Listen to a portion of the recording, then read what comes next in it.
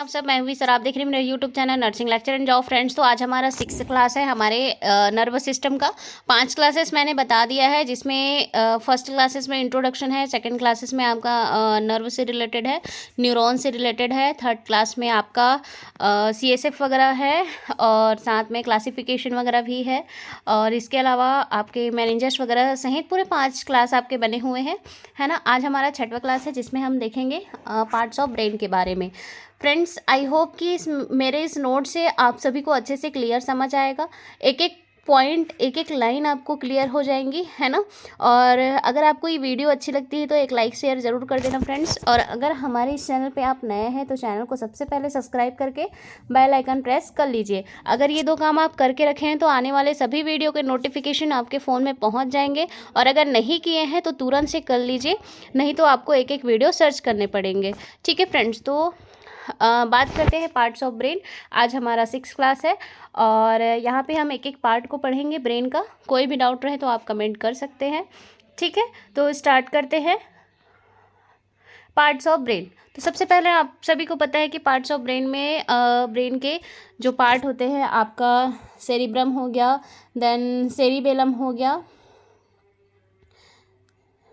है ना, and Pond's हो गया, मेडुला ऑब्लांगाटा हो गया, एंड आपका थैलेमस हो गया, हाइपोथैलेमस हो गया, इपिथैलेमस हो गया, है ना, हिपोकैम्पस हो गए, तो वेंट्रिकल्स हो गए ब्रेन के, है ना, मेनिंजस हो गया।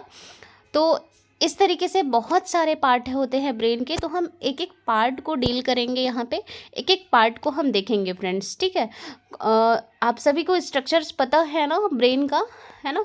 जैसे ये यहाँ पे देख सकते हैं आप लोग, ब्रेन में टोटल जो लोब होते हैं 4 लोब होते हैं यहाँ पे, frontal lobe, parietal lobe, occipital lobe और टेम्पोरल लोब, है ना। तो ब्रेन में बहुत सारे सूचर्स भी प्रेजेंट होते हैं, है ना, और फ्रंटनल्स भी प्रेजेंट होते हैं आपके। तो एक एक डिटेल हम यहाँ पे देखने वाले हैं। तो सबसे पहले बात करते हैं सेरिब्रम का, जो ब्रेन का जो लार्जेस्ट पार्ट होता है ना। जब आप ऐसे डायग्राम बनाएंगे ब्रेन का, तो इधर जो इस टाइप से जो स्ट्रक्चर्स होते हैं, है ना, यहाँ पे तो आपका जो थैलेमस, हाइपोथैलेमस, वेंट्रिकल्स वगैरह आ जाता है। बाकी का जो ये वाला जो पार्ट बचता है वो पूरा आपका सेरिब्रम कहलाता है, ठीक है। इसलिए ये सबसे बड़ा एरिया होता है, तो इसको largest part of the brain होता है ये। देन आउटर इसका सेरेब्रल कॉर्टेक्स होता है, जो ग्रे कलर का देखने को मिलेगा, एंड इनर आपका सेरेब्रल मेडुला होता है, जो कि वाइट कलर का देखने को मिलेगा। एलिवेटेड पार्ट होते हैं इसमें जिसको गायरस बोलते हैं। देन डिप्रेस्ड पार्ट होता है जिसको सल्कस बोलते हैं। मैं डायग्राम सहित बताऊंगी फ्रेंड्स इसके बारे में, आप बिल्कुल भी चिंता मत कीजिएगा, ठीक है। तो जो उभरे हुए पार्ट्स होते हैं, यानी कि एलिवेटेड पार्ट्स, उसको गायरस बोला जाता है, एंड डिप्रेस्ड पार्ट को सल्कस बोला जाता है। It have a 2 hemisphere, 2 hemisphere present होते हैं इसमें, राइट हेमिस्फीयर और लेफ्ट हेमिस्फीयर। तो राइट साइड का जो हेमिस्फीयर होते हैं कंट्रोल लेफ्ट बॉडी मूवमेंट, है ना। मैंने आपको पहले भी बताया है कि जो ब्रेन होते हैं उसके जो नर्व सप्लाई होते हैं वो अपोजिट साइड में होते हैं। जो लेफ्ट साइड में है वो राइट साइड पे कंट्रोल करता है, और जो राइट साइड पे है वो लेफ्ट साइड पे सारा फंक्शन को कंट्रोल करता है, ठीक है। तो उसी तरीके से यहाँ पे 2 हेमिस्फीयर होते हैं आपके सेरिब्रम में। देन राइट हेमिस्फीयर आपके control the left body movement, control the IQ and control the thinking. तो ये सभी को ये कंट्रोल करता है। देन आपका जो लेफ्ट हेमिस्फीयर होता है वो कंट्रोल करता है right side of the body parts को, देन मेमोरी को, देन स्पीच को, ठीक है। तो ये इसको याद रखने के लिए आप IT right department means right hemisphere में आपका इंटेलिजेंसी मतलब IQ एंड थिंकिंग, ये दोनों ही आ जाते हैं। देन ये आपके लेफ्ट बॉडी मूवमेंट को कंट्रोल करता है। जस्ट अपोजिट आपका लेफ्ट हेमिस्फीयर राइट साइड को कंट्रोल करता है, एंड मेमोरी और स्पीच के लिए रिस्पॉन्सिबल होता है, ठीक है। तो मैंने जो बताया था आपको गायरस एंड सल्कस, तो एलिवेटेड पार्ट जो होता है ना, ये जो एलिवेटेड पार्ट है ऐसे राउंड राउंड जैसा, इसको बोला जाता है गायरस। और जो अंदर की तरफ धंसा हुआ जो पार्ट होते हैं, डिप्रेस्ड पार्ट होते हैं, इसको बोलते हैं सल्कस, ठीक है। तो ये राइट हेमिस्फीयर हो गया, ये लेफ्ट हेमिस्फीयर हो गया। ये सप्लाई इस तरीके से होता है फ्रेंड्स, है ना। और ये जो बीच में है इसको बोलते हैं कार्पस कैलोसम। ये 10 सेंटीमीटर लॉन्ग होता है और मेडिनली कनेक्ट करके रखता है दोनों हेमिस्फीयर को, ठीक।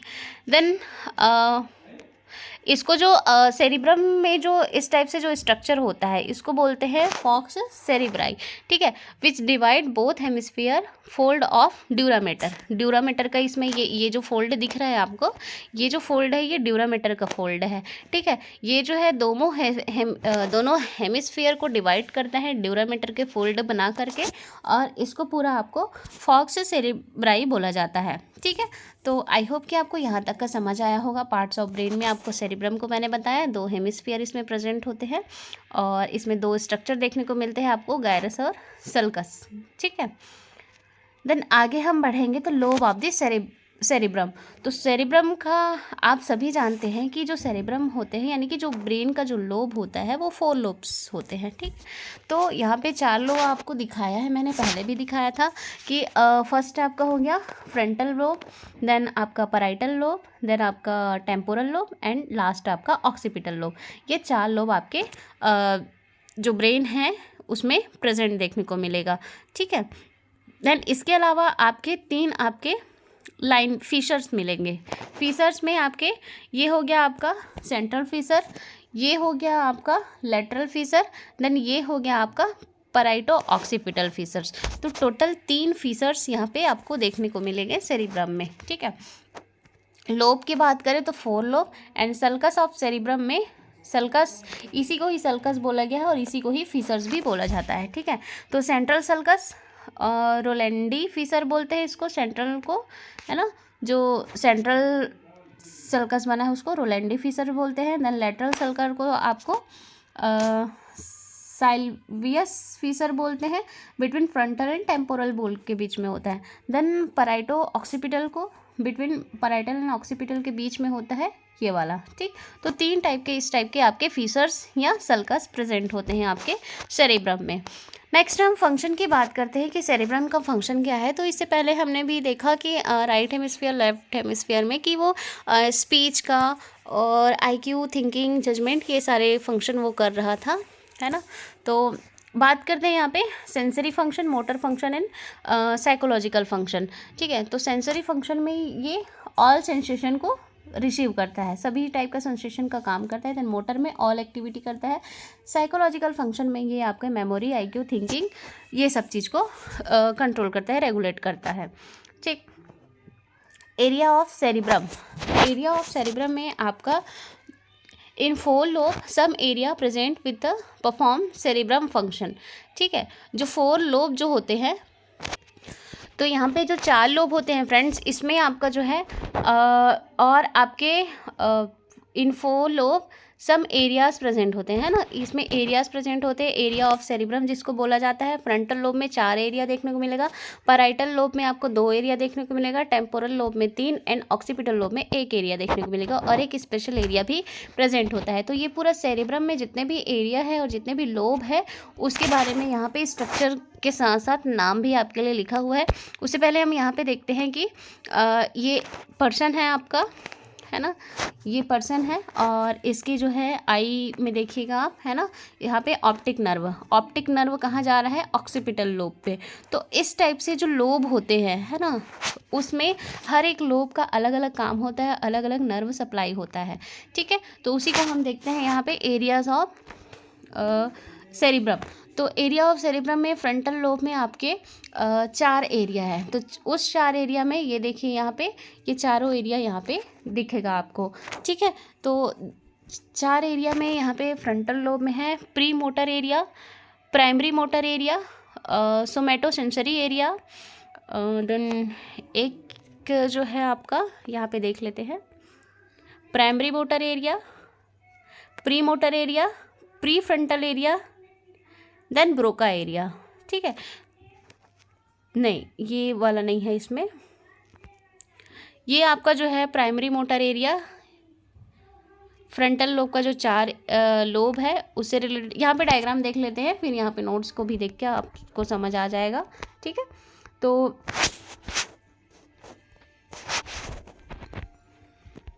यहाँ पे देखिए, है ना, ये आपका प्री फ्रंटल एरिया ये वाला हुआ, ठीक है। देन प्री मोटर एरिया ये वाला हुआ, देन ये प्राइमरी मोटर एरिया हुआ, देन ये वाला आपका सोमेटो सेंसरी एरिया हुआ, देन ये जो है आपका गैस्टेटरी एरिया कहलाता है, ठीक है। और ये वाला आपका ब्रोका एरिया, ब्रोका यानी कि जहाँ से स्पीच के लिए आप सीखते हैं ये, और गैस्टेटरी में आपको टेस्ट से रिलेटेड सीखेंगे, है ना। देन नीचे है आपके जो ये है आपका विजुअल एरिया यानी कि ये ऑक्सीपिटल रीजन है। देन ये आपके व्रिंकल एरिया है, एंड ये आपके ऑकुस्टोन्यूरा यानी कि ये आपके ईयर्स को सप्लाई होता है, एंड देन ये ऑल फैक्ट्री ये आपके नोज़ को सप्लाई होता है, ठीक है। तो यहाँ पे आपके फंक्शन के आधार पे बाकी एरिया बने हुए हैं। देन जो एक स्पेशल एरिया होता है वो आपका ये होता है PTO, ठीक। अब इसके बारे में देखते हैं एक एक को कि एक एक एरिया क्या काम करता है, फंक्शन क्या है, ठीक है। तो जो फ्रंटल लोब होते हैं उसमें 4 एरिया होता है। 4 एरिया में सबसे पहला जो है primary motor area. Primary motor area मैंने दिखाया ये वाला, ये बीच वाला, ठीक है, प्राइमरी मोटर एरिया। तो अब देखते हैं area number 4, number are classified Brodmann करके जो साइंटिस्ट थे या न्यूरोलॉजिस्ट थे उन्होंने ये क्लासिफिकेशन दिया है। Control all body motor movement activity, ये जो प्राइमरी मोटर एरिया जो होता है, जितने भी मोटर एक्टिविटी होते हैं बॉडी में उसको कंट्रोल करता है। Primary motor area having a special cell present, इसमें कुछ स्पेशल सेल प्रेजेंट देखने को मिलते हैं आपको, जिसको बेज सेल या गेंट सेल बोला जाता है, ठीक है। और इसमें जो है 2 टाइप का होता है, अपर बेज एंड लोअर बेज, ठीक। तो जो अपर बेज होता है वो लोअर एक्सट्रीमिटी को कंट्रोल करता है, देन लोअर बेज जो है अपर एक्सट्रीमिटी को कंट्रोल करता है, ठीक है। तो ये हो गया आपका बेज सेल। बेज सेल आपकी जो है प्राइमरी मोटर एरिया में देखने को मिलता है, ठीक है। प्राइमरी मोटर एरिया में स्पेशल टाइप के जो सेल प्रेजेंट होते हैं उसको बोलते हैं बेज सेल, और बेज सेल में आपका जो है अपर बेज सेल होता है और लोअर बेज सेल होता है। जो अपर बेज सेल होता है वो लोअर एक्सट्रीमिटी को कंट्रोल करता है, एंड देन लोअर जो बेज सेल होते हैं वो अपर एक्सट्रीमिटी को कंट्रोल करता है। देन दूसरा आपका आता है pre motor area. Pre motor area जो मैंने स्ट्रक्चर बताया उससे जस्ट पहले है फ्रेंड्स, यहाँ पे आप देखेंगे तो ये है pre motor area. Area number 6 to 8 इसको बोलते हैं। एरिया नंबर 6 में it help in a planning just prior of activity. जैसे आपको कुछ अच्छा चीज़ बनाना है ना, तो आप पहले प्लान करेंगे कि ये मुझे डालना है, इतना टाइम तक पकाना है ना। तो जो भी प्लानिंग का जो प्रोसेस होता है वो आपके 6 नंबर एरिया में प्री मोटर एरिया में होता है, ठीक। देन एरिया नंबर 8, इसमें आई बॉल का मूवमेंट आपको देखने को मिलता है। प्री फ्रंटल एरिया, जो प्री फ्रंटल एरिया है वो सामने में है फ्रेंड्स, यहाँ पे आपको मैंने बताया था ये, ठीक। ये हुआ आपका प्री फ्रंटल एरिया। इसमें होता है आपका IQ हो गया, थिंकिंग हो गया, जजमेंट हो गया, मैथ्स, रीजनिंग, जितने भी आपके IQ से रिलेटेड या रीजनिंग से रिलेटेड या क्वेश्चन से रिलेटेड अगर आपको कुछ सॉल्व करना है या कुछ समझदारी दिखाना है, तो ये सब सोचने समझने की जो क्षमता होती है वो प्री फ्रंटल एरिया में आता है। Then Broca area number 44 and 45 कहलाता है। ये रिस्पॉन्सिबल होता है आपके स्पीच के लिए। यहाँ पे प्रोडक्शन ऑफ द वॉइस होता है। अगर आपका डैमेज हो जाए ये वाला एरिया, ब्रोका एरिया, तो पेशेंट को एफेजिया हो जाता है, यानी कि loss of speech. Expressive aphasia बोलते हैं अगर वो लिख के रिप्लाई कर सके तो, ठीक। देन आपका पैराइटल लोब आता है।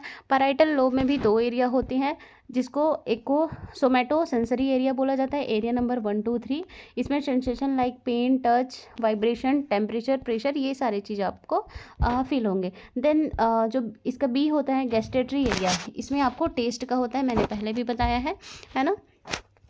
तो जो टेम्परेचर को रेगुलेट करता है ब्रेन का जो हाइपोथैलेमस होता है उसके थ्रू ये रेगुलेट होता है, ठीक है। और जो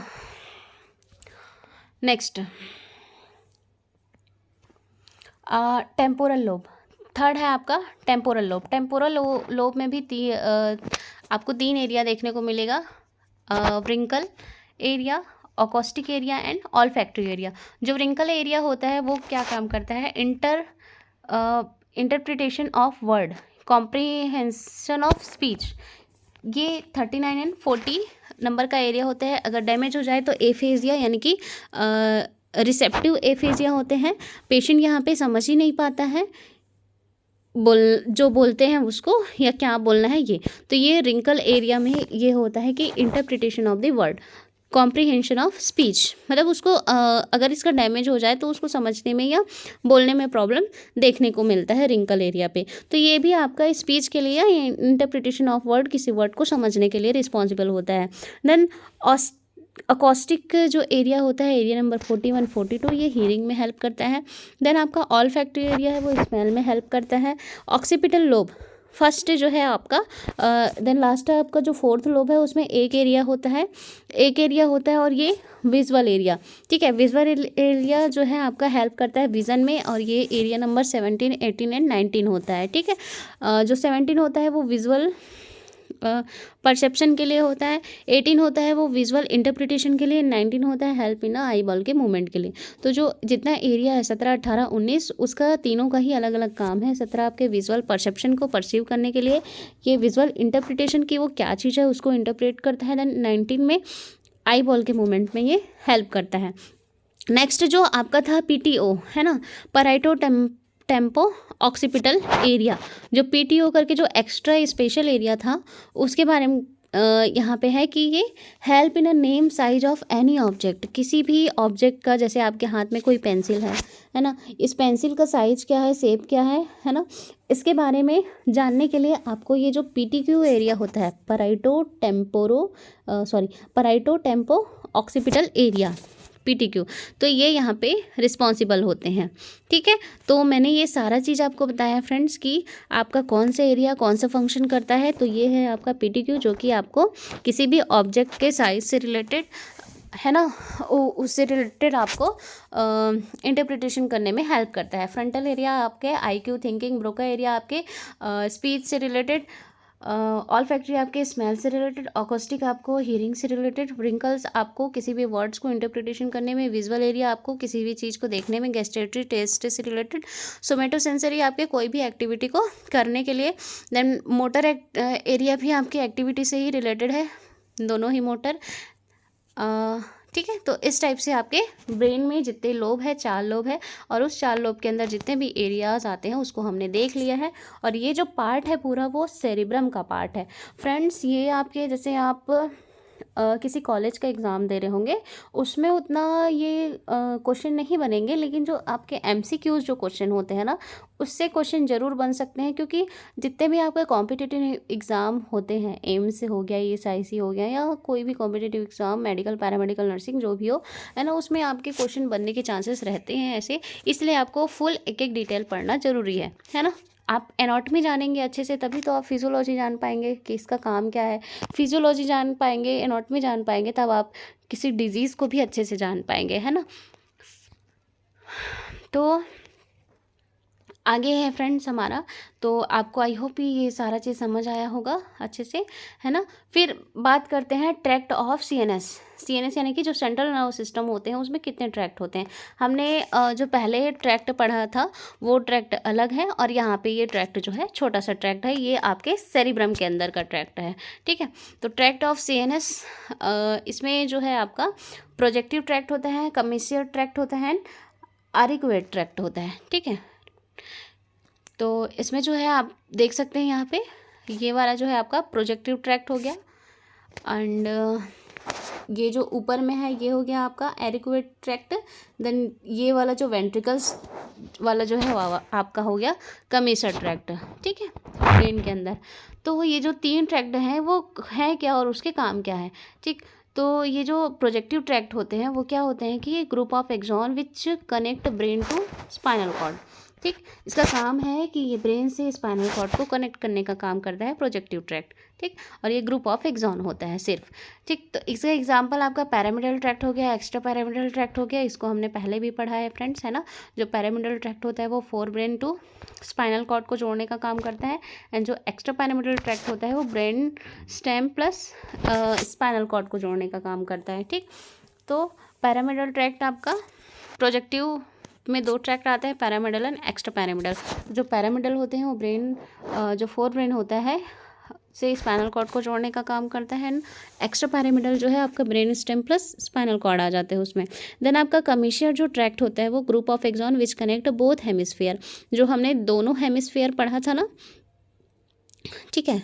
तो और उसके नीचे इस टाइप से स्ट्रक्चर भी था दोनों को जोड़ने वाला, तो वही है आपका कार्पस कैलोसम, है ना। इस स्ट्रक्चर का नाम है कार्पस कैलोसम। ये दोनों हेमिस्फीयर को जोड़ने का काम करता है और ये कमीशर ट्रैक्ट कहलाता है। देन एरिक्वेट ट्रैक्ट आपका प्रेजेंट होता है between two part of same hemisphere.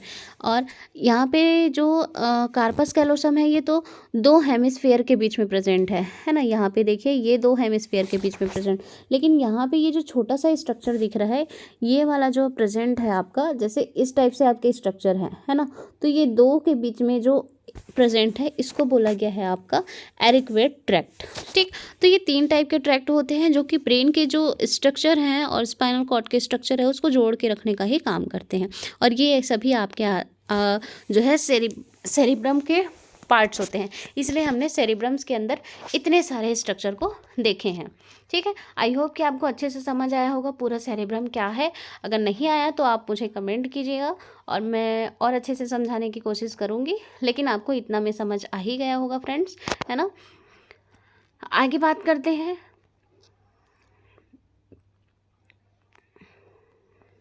Next, ठीक, तो ट्रैक्ट तक हमने देख लिया। दूसरा जो स्ट्रक्चर होता है ब्रेन का मोस्ट इम्पॉर्टेंट स्ट्रक्चर वो है आपका बेसल गैंग्लिया, या इसको बेसल न्यूक्लियाई भी बोला जाता है। बेसल गैंग्लिया या बेसल न्यूक्लियाई, ये होता क्या है इसके बारे में देख लेते हैं। Mainly ganglia present in PNS, basal ganglia only which present in CNS. हमने जब सीएनएस, पीएनएस, एएनएस ये जब क्लासिफिकेशन पढ़ रहे थे तो जो बेसल गैंग्लिया है वो आपके पीएनएस में आता था, है ना। तो गैंग्लिया करके जो था वो पीएनएस में आता था, लेकिन जो बेसल गैंग्लिया होता है वो आपका सीएनएस का पार्ट होता है। सीएनएस यानी कि हम इसलिए उसको ब्रेन में पढ़ रहे हैं। इसका जो आउटर पार्ट होता है वो वाइट होता है, इनर पार्ट जो है ग्रे होता है। It having a structure present, इसमें सब्सटेंशिया नाइग्रा प्रेजेंट होता है। सब्सटेंशिया नाइग्रा इसके अंदर प्रेजेंट होता है आपके बेसल गैंग्लिया के अंदर। इसके 2 पार्ट्स होते हैं, pars compacta and pars reticulata.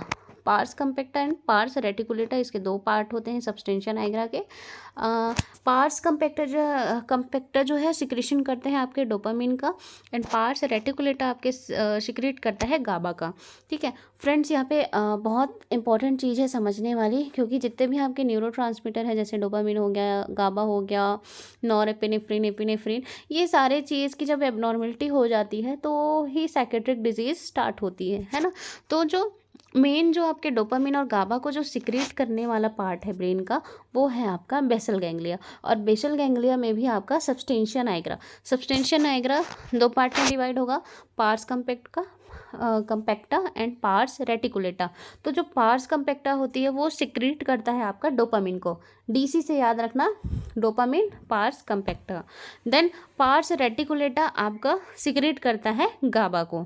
ठीक, तो अब डोपामिन का लेवल जब जहाँ कम होता है वहाँ पार्किंसंस होता है, और डोपामिन का लेवल जहाँ बढ़ता है वहाँ सिजोफ्रेनिया देखने को मिलता है।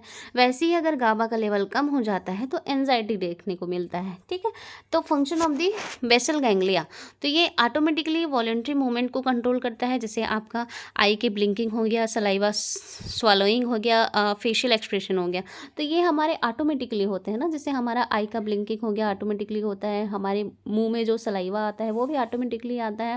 देन फेशियल एक्सप्रेशन, हम किसी भी चीज़ को देख करके जो रिएक्ट करते हैं वो ऑटोमेटिकली होता है ना।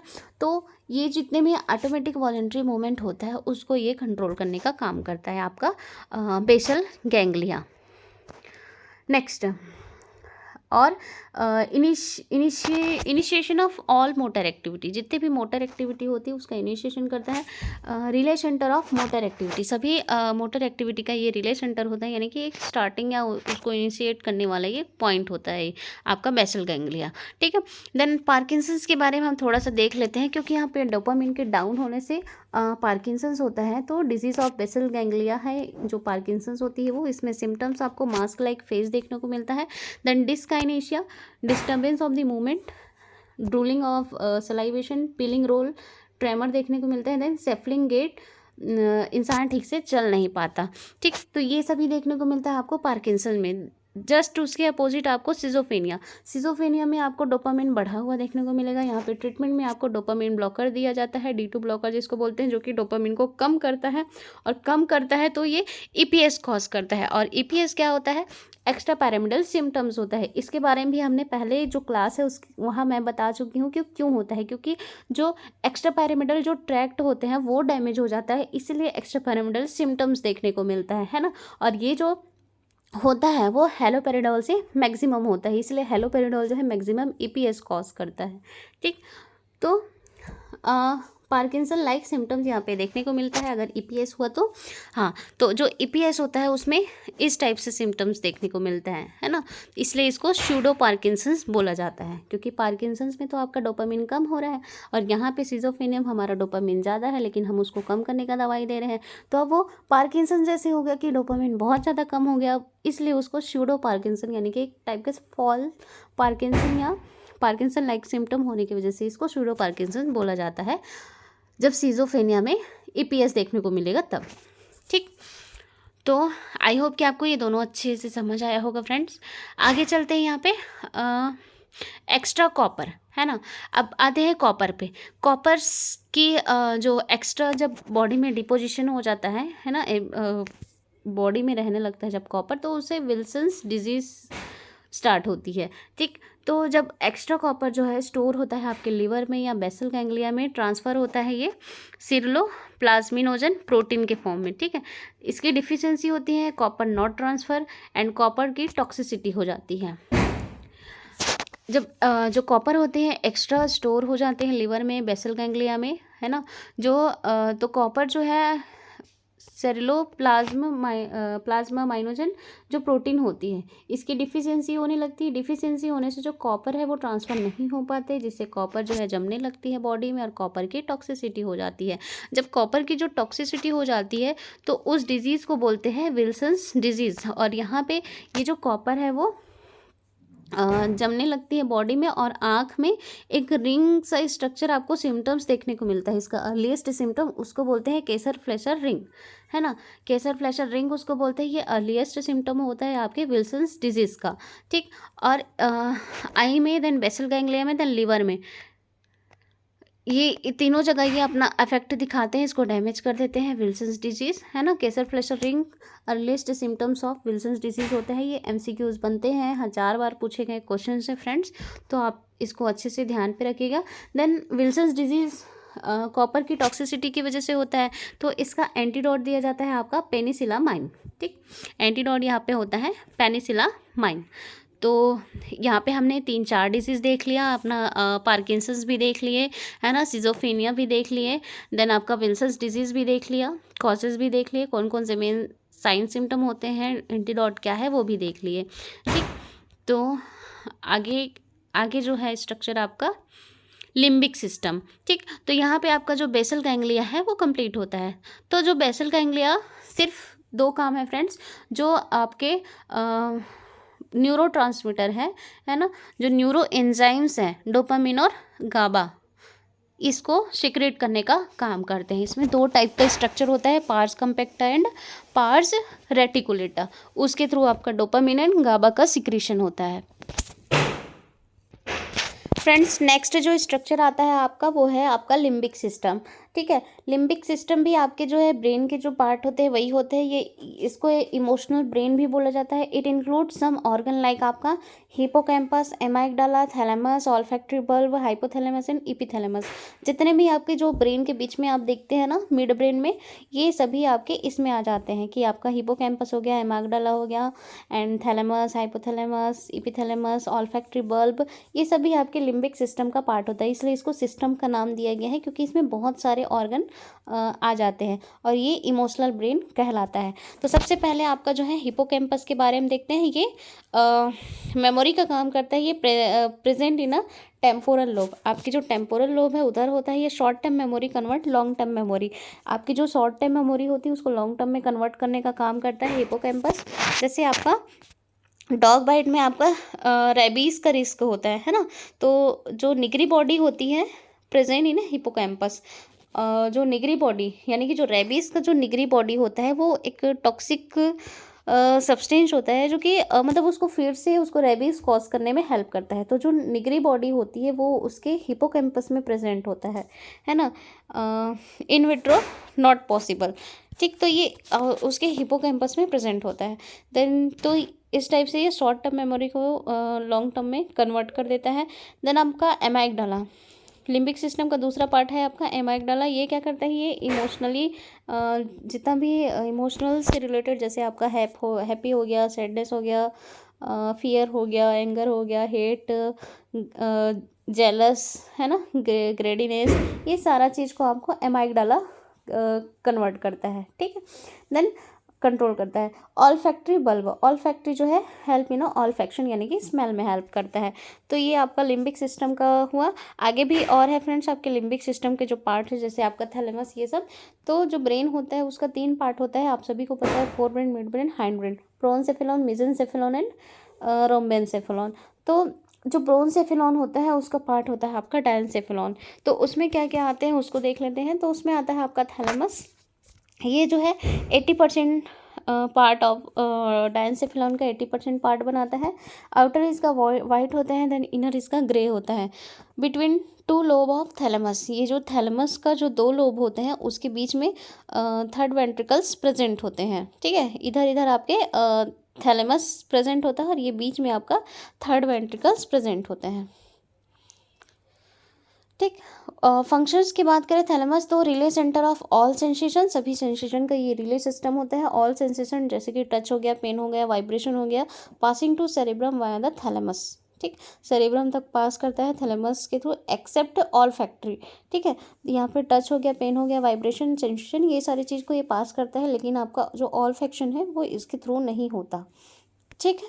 तो यहाँ पे इसको याद रखने वाली यहाँ पे एमसीक्यूज बनते हैं कि क्या को छोड़ करके आपको सेंसेशन पास नहीं करेगा आपका थैलेमस। तो थैलेमस आपका ऑल फैक्शन को पास नहीं करेगा, बाकी सबके लिए रिस्पॉन्सिबल होगा, ठीक है।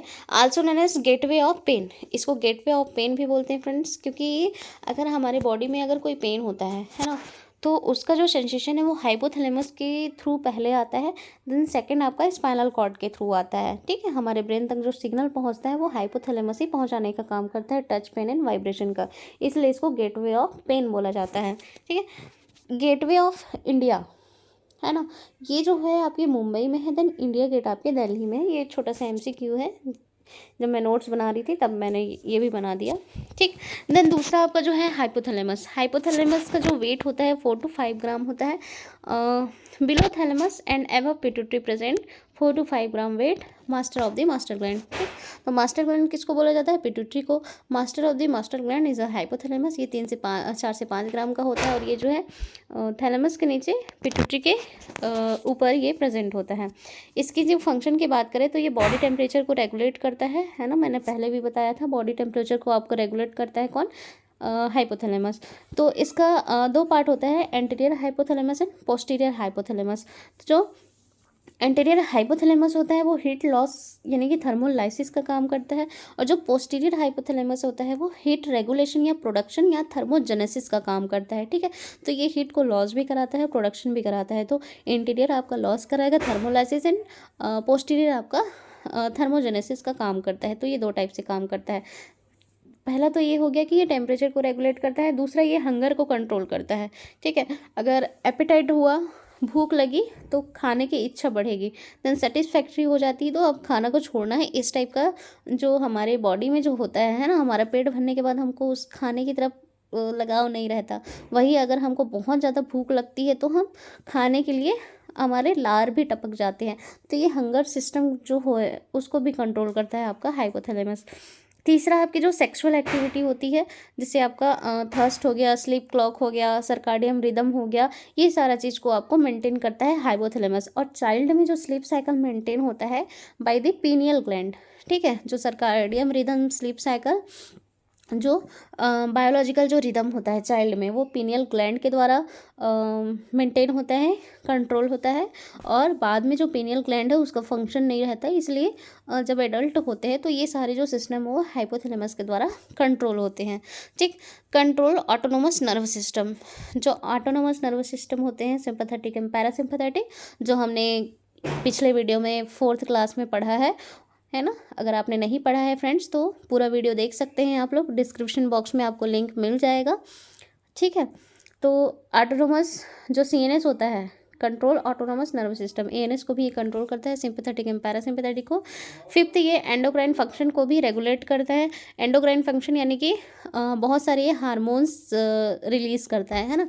जैसे 5 टाइप के आपके releasing hormone, synthesis and secretory hormone बनाते हैं। 2 टाइप के आपके हार्मोन का सिंथेसिस करता है जो कि ADH and oxytocin, secreted by the posterior pituitary, ठीक है। और 2 इनहिबिटरी हार्मोन भी सिंथेसिस एंड सिक्रेट करता है, जैसे कि आपका growth hormone, inhibitory hormone and pituitary prolactin inhibitory hormone.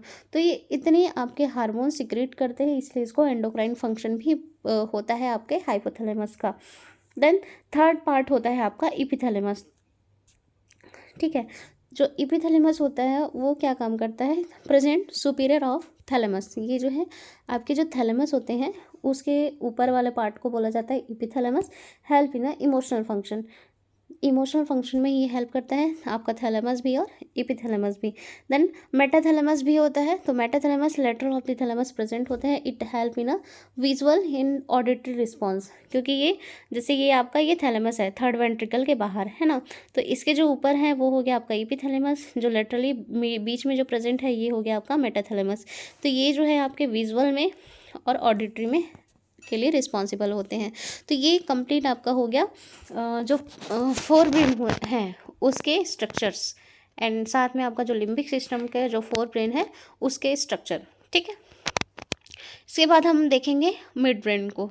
Mid brain में आपका फ्रेंड्स, मिड ब्रेन को मेसेंसेफेलॉन बोला जाता है, और इसका जो आउटर पार्ट होता है वो वाइट होता है, इनर आपका ग्रे होता है। Then midbrain is first या top part of the brain stem, ठीक है। हाँ, ये आपका ब्रेन स्टेम बनाता है, ये टॉप पार्ट होता है आपके ब्रेन स्टेम का। क्रेनियल नर्व जो है 3 और 4 यहीं से ही ओरिजिनेट होते हैं आपके फ्रॉम मिड ब्रेन से। क्रेनियल नर्व नंबर 3 एंड 4 आपके मिड ब्रेन से निकलते हैं। मिड ब्रेन हैविंग इसके जो पार्ट है वो टेक्टम हो गया, tegmentum, superior inferior, colliculus and substantia nigra. जो सब्सटेंशिया नाइग्रा के बारे में हमने अभी पढ़ा वही सब्सटेंशिया नाइग्रा यहाँ पे होता है, ठीक। तो स्ट्रक्चरल सपोर्ट प्रोवाइड करते हैं आपके टेक्टम एंड टेगमेंटम जो होते हैं वो ये मिड ब्रेन के पार्ट होते हैं। कैलकस, जो कैलकस होता है वो 2 टाइप के होते हैं, सुपीरियर कैलकस एंड इंफीरियर कैलकस, ठीक। तो जो सुपीरियर कैलकस होता है वो movement of I neck during visual stimuli, जैसे ही कोई किसी ऑब्जेक्ट को आपको देखना है, जैसे लाइट जला उसको देखना है, तो आपके नेक के मूवमेंट और साथ में आई की मूवमेंट को ये सुपीरियर कैलकस जो है हेल्प करता है। तो ठीक, इसको वीएस के थ्रू याद रखना है आप, है ना। जैसे मेरा वीस नर्सिंग लेक्चर के नाम से यूट्यूब चैनल है, वैसे ही आप इसको याद रख सकते हैं, विजुअल सुपीरियर कैलकस। देन इन्फीरियर जो है वो movement of the I and neck during auditory stimuli. जब आपके किसी कोई आवाज़ को सुनते हैं, उस आवाज़ को सुन के जब आप नेक को मूवमेंट करते हैं, आपका पूरा गर्दन ही मुड़ जाता है, तो उसको कंट्रोल आपका इन्फीरियर कैलकस करता है ना। तो फ्रेंड्स, जैसा आप देख रहे हैं कि एक एक स्ट्रक्चर, एक एक पॉइंट का एक एक फंक्शन को आपको मैं बता रही हूँ यहाँ पे, एक एक का फंक्शन एनाटॉमी के साथ साथ आपको फिजियोलॉजी भी बता रही हूँ कि क्या कैसा होता है ना। तो 2 टाइप का आपका कैलकस होता है, सुपीरियर एंड इन्फीरियर। जो सुपीरियर होता है वो आई में हेल्प करता है, और जो इन्फीरियर होता है वो ईयर में हेल्प करता है, ठीक है। तो यहाँ पे आपका tectum, tegmentum, superior inferior colliculus and substantia nigra, ये आपके पार्ट्स होते हैं आपके मिड ब्रेन के, ठीक है। तो यहाँ पे मिड ब्रेन मेसेंसेफेलॉन यहाँ पे कंप्लीट होता है फ्रेंड्स। नेक्स्ट हम बात करते हैं आपके हैंड ब्रेन के। हैंड ब्रेन के बारे में हम हैंड ब्रेन को बोला जाता है रोम्बेनसेफेलॉन। इसमें जो है 3 स्ट्रक्चर होते हैं, पॉन्स, मेडुला ऑब्लांगाटा एंड आपका सेरिबेलम, ठीक। तो सबसे पहले हम पॉन्स के बारे में बात करते हैं। पॉन्स जो है आउटर आपका वाइट होता है, इनर ग्रे होता है। It is a part of the brain stem, ये भी ब्रेन स्टेम बनाने में हेल्प करता है। देन यहाँ से आपका क्रेनियल नर्व नंबर आपका 5, 6, 7, 8 स्टार्ट होते हैं, यानी कि यहीं से ही आपके क्रेनियल नर्व नंबर 5, 6, 7, 8 स्टार्ट होते हैं। 5 आपका ट्राइजेमिनल, ऑब्डिसेंस, फेशियल नर्व, और एक आपका आगे देखेंगे, ठीक है। तो फंक्शंस की बात करें, यहाँ पे ये जो पॉन्स होता है आपको ड्रीम जनरेट करने में हेल्प करता है। देन एडल्ट में आपका मैच्योरेशन सेंटर प्रेजेंट होता है, ठीक है। चिल्ड्रन में ये सैक्रम में होता है, इसलिए ये बेड वेटिंग देखने को मिलता है चाइल्ड में, ठीक। मतलब ड्रीम जनरेट करने का काम है इसका। एंड एडल्ट में मैच्योरेशन सेंटर होता है। मैच्योरेशन यानी कि जब आपको यूरिनेशन करने को मन करता है तो उससे रिलेटेड ये काम करता है। और चिल्ड्रन में ये चीज़ें सैक्रम कंट्रोल करता है, यूरिनेशन या मैच्योरेशन से रिलेटेड, ठीक है। तो मैच्योरेशन को सैक्रम कंट्रोल करता है, इसलिए जो छोटे बच्चे होते हैं उनमें बेड वेटिंग देखने को मिलता है। और अगर वो बेड वेटिंग 5 साल से भी ज़्यादा देखने को मिले तो आपके बच्चे को जो एन्यूरिज्म जो होती है वो एन्यूरिसिस देखने को मिलता है, ठीक है। आगे इट कंट्रोल रेस्पिरेटरी डेप्थ, ये जो है रेस्पिरेटरी डेप्थ को भी कंट्रोल करता है, इसलिए इसको रेस्पिरेटरी सेंटर भी बोलते हैं, है ना। मतलब जो रेस्पिरेशन है उसको मेंटेन कौन करता है, तो आपका जो है पॉन्स है ना। और जो मेडुला ऑब्लिंगेटा होता है वो आपके हार्ट रेट से रिलेटेड फंक्शन को कंट्रोल करता है। एंड जो आपका सेरिबेलम होता है वो आपके बैलेंस को, कोऑर्डिनेशन को मेंटेन करता है। तो respiration, it control the respiration depth, apneustic centre and pneumotaxic centre. 2 centre होते हैं इसमें। न्यूमोस्टिक सेंटर यानी कि में इंस्पायरेशन होता है, जन डेप्थ बढ़ता है। और न्यूमोटॉक्सिक सेंटर में आपका एक्सपिरेशन होता है और डेप्थ कम होता है। तो जो रेस्पिरेशन का डेप्थ होता है उसको मेंटेन करता है। If a pons damage, pontine haemorrhage होता है, पिन पॉइंट प्यूपिल हो जाता है। ये क्वेश्चन बार बार आपको पूछा गया है, इसलिए मैंने 3-4 यहाँ पे गोला लगा दिया है, ठीक है। Respiration maintain by the mechanical ventilator के थ्रू, ठीक है। तो अगर आपका पॉन्स डैमेज हुआ, पॉन्स आपके 2 चीज़ों को दिखता है ना। मतलब आपके जो यहाँ पे जो ड्रीम जनरेशन का हो गया या मैच्योरेशन का हो गया एडल्ट में, है ना। एंड रेस्पिरेशन को, मेन आपका रेस्पिरेशन आएगा यहाँ पे। अगर आपका पॉन्स डैमेज हो गया तो आपको पिन पॉइंट प्यूपिल देखने को मिलता है, ये क्वेश्चन बार बार पूछा है, ठीक है। और रेस्पिरेशन में पर्सन को मैकेनिकल वेंटिलेटर के थ्रू उसको रेस्पिरेशन देना पड़ता है, क्योंकि जो रेस्पिरेशन सेंटर है वही डैमेज हो जाएगा तो पेशेंट सांस कैसे लेगा, है ना। पेशेंट का जो रेस्पिरेटरी जो सिस्टम है, रेस्पिरेशन कैसे कंट्रोल होगा, तो उसके लिए उसको मैकेनिकल वेंटिलेटर पे रखा जाता है, ठीक। नेक्स्ट हम बात करते हैं सेरिबेलम का। सेरिबेलम को मैंने बताया कि ये कोऑर्डिनेशन को जो है बॉडी के मूवमेंट या बैलेंस को बनाता है, ठीक। Second largest part of the brain, that why it also known as a little brain, इसको लिटिल ब्रेन भी बोला जाता है। देखो मैंने बताया था सबसे शुरू में हमारा क्लास हुआ था सेरिब्रम से। सेरिब्रम जो है फर्स्ट लार्जेस्ट पार्ट होता है और ये जो है सेकंड लार्जेस्ट पार्ट है ब्रेन का, तो इसको बोला जाता है लिटिल ब्रेन, ठीक। इसका जो आउटर होता है वो ग्रे होता है, इनर जो है वाइट होता है। ये हो गया आपका सेरिब्रम, जिसको हमने पढ़ लिया। अभी हम पढ़ेंगे ये सेरिबेलम, ठीक। तो इसको बोला जाता है फॉक्स सेरिबेली, ठीक, फॉक्स सेरिबेली। इसमें फोल्ड होता है ड्यूरामीटर का, विच डिवाइड द सेरिबेलम, जो सेरिबेलम को 2 भाग में डिवाइड करता है, और ये ड्यूरामीटर का फोल्ड है। वैसे ही यहाँ पे सेरिब्रम में था ड्यूरामीटर का फोल्ड है, जिसको फॉक्स सेरिब्रम बोल रहे थे, सेरिब्री, एंड फॉक्स सेरिबेली यहाँ सेरिबेलम का, ठीक।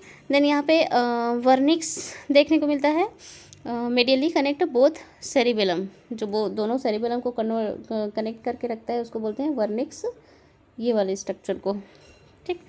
इसका फंक्शन की बात करें तो responsible for the maintain posture,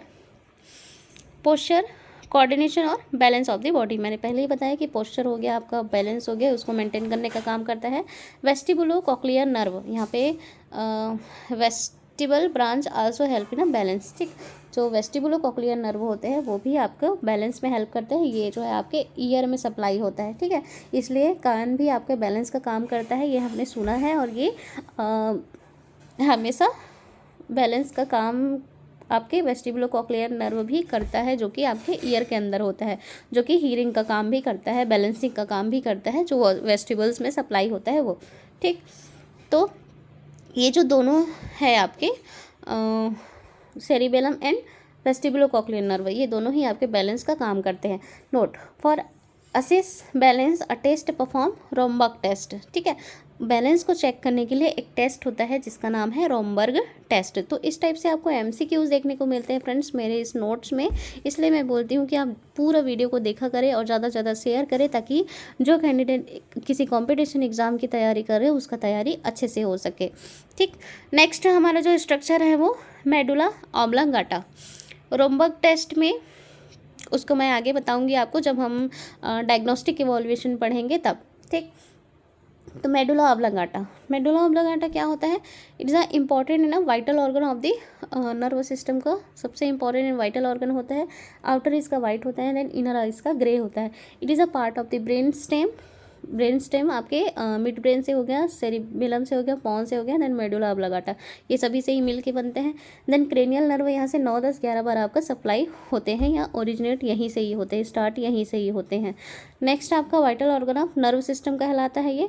इसका जो फंक्शन है वो कार्डियक सेंटर को, मैंने पहले ही बताया कि ये जितने कार्डियक सिस्टम है उसको मेंटेन करता है मेडुला ऑब्लांगाटा।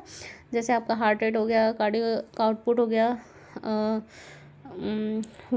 वॉल्यूम जो हो गए आपके systolic volume, force of control को मेंटेन करता है। हार्ट एक बार में जो फोर्स से जो ब्लड फ्लो करता है, कॉन्ट्रैक्शन होता है, ये सारा चीज़ को मेंटेन करता है। सब सेंटर वैसोमोटर सेंटर भी बोला जाता है इसको। ठीक है, इसके अंदर जो सब सेंटर होता है, कार्डियक सेंटर में आपके sub centre, vasomotor centre, blood vessels में आपका वेसल डायलेशन है, वेसल कॉन्स्ट्रिक्शन का काम करते हुए ये ब्लड वेसल्स या बीपी को मेंटेन करता है। दूसरा आपका रेस्पिरेटरी सेंटर का भी काम करता है, रेस्पिरेटरी रेट को मेंटेन करता है। आपका जो पॉन्स था वो डेप्थ को मेंटेन कर रहा था फ्रेंड्स, है ना, और जो रेस्पिरेटरी रेट होता है वो मेडुला ऑब्लांगाटा के थ्रू मेंटेन होता है। देन रिफ्लेक्स सेंटर, जो रिफ्लेक्स सेंटर हो गया, जैसे आपके स्नीजिंग हो गया, कफिंग हो गया, वॉमिटिंग, स्वॉलोइंग, रिफ्लेक्सेस, ये सारा चीज़ आपके मेडुला ऑब्लांगाटा के थ्रू कंट्रोल होते हैं। रिफ्लेक्सेस आपके जो है इनवॉलेंट्री रिस्पॉन्स होते हैं, देन एक्टिविटी आपके वॉलेंट्री रिस्पॉन्स होते हैं। एक्टिविटी में हमारे बॉडी का कंट्रोल होता है, इनवॉलेंट्री में हमारे बॉडी का कंट्रोल नहीं होता, तो रिफ्लेक्सेस जो है ऑटोमेटिकली होते हैं। ठीक है, तो हमने यहाँ पे देखा जो कि मेडुला ऑब्लांगाटा जो है बहुत ही एक इम्पॉर्टेंट ऑर्गन है हमारे बॉडी का, क्योंकि ये जो है 9, 10, 11, 12 आपके क्रेनियल नर्व नंबर को भी सप्लाई कर रहा है। देन आपका जो है कार्डियक सेंटर में जितने भी एक्टिविटी होते हैं, जैसे कार्डियक आउटपुट, स्ट्रोक वॉल्यूम, ये सारा चीज़ है ना, हार्ट रेट वगैरह सभी चीज़ को मेंटेन करने का काम आपका मेडुला ऑब्लांगाटा करता है। इसके साथ साथ आपके जो रेस्पिरेशन है, दोनों ही जो वाइटल एक्टिविटी है हमारे बॉडी में, उसको ये मेंटेन करता है। यानी कि जो रेस्पिरेटरी सेंटर में रेस्पिरेटरी रेट को कंट्रोल करने का काम करता है, और जो पॉन्स होता है वो सिर्फ डेप्थ को, पीडी से याद रखना, रेस्पिरेटरी डेप्थ को कंट्रोल करता है वो। ना रिफ्लेक्सेस में आपका स्नीजिंग, कफिंग, स्वॉलोइंग, है ना, जितने भी रिफ्लेक्सेस है उसको फिर कंट्रोल करता है। तो यहाँ पे हमने पूरा ब्रेन के जितने पार्ट थे फ्रेंड्स उसको हमने देख लिया। यहाँ पे ब्रेन की आपकी एनाटॉमी यहाँ पे कंप्लीट होती है। आई होप कि आपको एक एक स्ट्रक्चर, एक एक लाइन अच्छे से क्लियर हुआ होगा कि कौन सा पार्ट ब्रेन का है और क्या फंक्शन है उसके, है ना। और उसके यहाँ पे मैं बहुत सारे आपके लिए जो है डिजीज़ पोर्शन को भी यहाँ पे रखी हूँ, ताकि आपको यहीं से ही पता चल जाए कि कौन से पार्ट के अफेक्ट होने से या डैमेज होने से क्या ख़राब होगा। तो जब हम फिजियोलॉजी पढ़ेंगे, हमारा एनाटॉमी फिजियोलॉजी तो यही है, जब हम डिजीज़ पोर्शन पढ़ेंगे तो आपको कोई भी कन्फ्यूज़न नहीं होना चाहिए कि ये कहाँ से आ गया, ये पार्ट कहाँ से आ गया। तो अब जितना हो सके आप इस क्लास को देख सकते हैं, है ना। और आपके लिए मैं इस नोट्स का मैं PDF आपको अवेलेबल हो सके ऐसा कुछ सोच रही हूँ फ्रेंड्स। तो आप जो है बहुत ही मिनिमम कॉस्ट के साथ मैं आपको इसको प्रोवाइड कर दूँगी, पूरा नोट्स मेरा, है ना, जितना भी आपका नर्व सिस्टम है। इसके साथ साथ दूसरे बाकी सिस्टम या दूसरे बाकी सब्जेक्ट का भी है मेरे पास, मेरे हैंड रिटन नोट्स हैं। अगर आप लेना चाहें तो मैं आपको प्रोवाइड कर सकती हूँ उसको, लेकिन उसके लिए थोड़ा टाइम चाहिए मुझे, मैं अभी उसका प्रिपरेशन कर रही हूँ, है ना। तब तक आप इस नोट से आप अपना तैयारी अच्छे से कीजिएगा, और कुछ भी प्रॉब्लम रहे तो आप मुझे कमेंट कर सकते हैं। आप अगर ये वीडियो आपको अच्छी लगी तो आप एक लाइक ज़रूर करना फ्रेंड्स, मेरा मोटिवेशनल बढ़ाना, और मुझे कमेंट ज़रूर करना कि आपको ये क्लास कैसी लगी, क्योंकि आज क्लास थोड़ा लंबा हो गया है। इसी के पहले का जो 2 क्लास था वो बहुत छोटा छोटा था। तो मिलते हैं ऐसे ही नेक्स्ट इन्फॉर्मेटिव वीडियो के साथ। और एक और गुड न्यूज़ है फ्रेंड्स कि मैं बोलती रहती हूँ ना कि यहाँ पे मैं आपके लिए जो है वैकेंसी का इन्फॉर्मेशन लेकर के आती हूँ। तो CHO की वैकेंसी निकल कर आई हुई है आपके लिए 7,000 400 पोस्ट पे। तो यहाँ पे सोने पे सुहागा वाली बात है कि इतने सारे पोस्ट हैं, लेकिन इसके एग्ज़ाम भी होंगे और फॉर्म आपको बिल्कुल फ्री भरना है, ठीक है। तो आप जो है सभी अप्लाई करना इस फॉर्म पे। उसका मैं नेक्स्ट वीडियो लेकर के आऊँगी, इसलिए बोल रही हूँ फ्रेंड, जितना ज़्यादा हो सके आप चैनल को सब्सक्राइब करके बेल आइकन को प्रेस कर लीजिए, ताकि आने वाली सभी वीडियो की नोटिफिकेशन आपके फ़ोन में पहुँचे, आपको कुछ ढूंढने की ज़रूरत ना पड़े, है ना। इसलिए मैं बोलती हूँ आप जो है सब्सक्राइब करके रख लीजिए मेरे चैनल को, ताकि आपको टाइम टाइम पे हर इन्फॉर्मेशन, हर न्यूज़ आपके तक पहुँच सके, ठीक है फ्रेंड्स। तो मिलते हैं ऐसे नेक्स्ट इन्फॉर्मेटिव वीडियो के साथ। Wish you all the best and good luck.